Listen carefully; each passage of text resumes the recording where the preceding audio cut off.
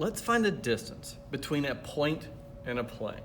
So the plane, ax plus by plus cz equals d, and then a point that I'm calling s. And I know that s doesn't lie on the plane, because if s lied in the plane, the distance would be 0, and it's not a very interesting case.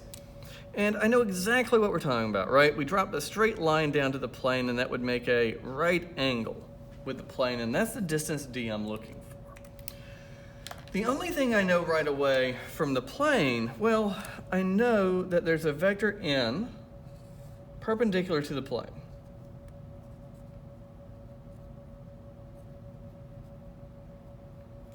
Okay, so I want to introduce a few other things into this diagram so that we can find this distance. So we can actually use this equation to generate points that lie on the plane.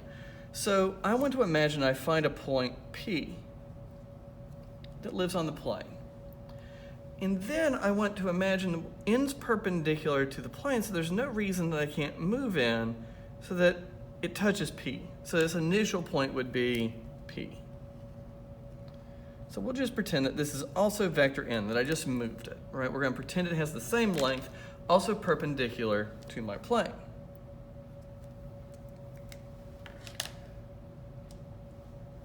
If I draw the vector PS,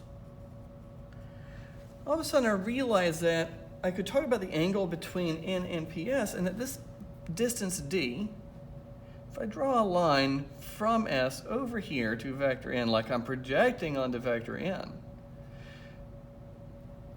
this would also be the distance d. Now the way I've drawn it there, it kind of looks like the distance is the size, the length of my normal vector, and that might not be the case. So I'm just going to make n look larger to avoid that erroneous conclusion, right? N could be shorter, n could be longer, and then the distance d is some portion of it. But here I've introduced a right triangle that will help me do everything else I need to do. Cosine of theta would be equal to the distance I'm looking for, d, and the length of PS.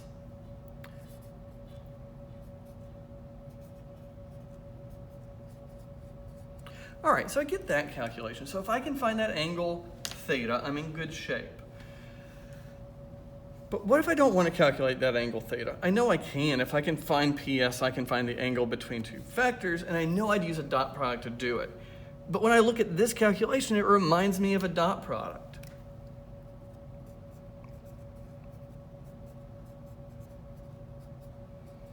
And so I'm going to just sneak in the magnitude of n divided by the magnitude of n, because that's assuredly an equation. And then on the top, I have the dot product of PS and n. So this distance should be the dot product between vector PS and n divided by the magnitude of n. And I've almost got a formula that will always work. But I don't quite have a formula that always will work. Pause the video and see if you can think about what might be wrong with this formula some of the time. Okay, what might be wrong with this formula is that dot products can be positive or negative. I drew an acute angle here, and with an acute angle, cosine is positive. If, instead of the big N that pointed that way, the little N that pointed that way, someone gave me the little N that pointed the other way, that's still perpendicular to my plane, and then that would have been my angle, which instead of calling theta, I'll call phi just for a moment. And then I get all the same stuff, except for this expression down here would be negative, right? Because that would be a big obtuse angle. But right away, I see a way of solving this, right? These two angles are supplementary. So phi is equal to pi minus theta. And then I could imagine saying, well, in that calculation, I would have a cosine of phi, which is pi minus theta, which is the opposite of the cosine of theta, which means this answer's only off by the sign. So I can actually fix everything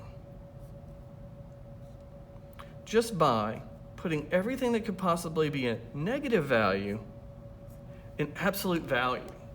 And that fixes everything. So this formula will always tell me the distance between a point and a plane.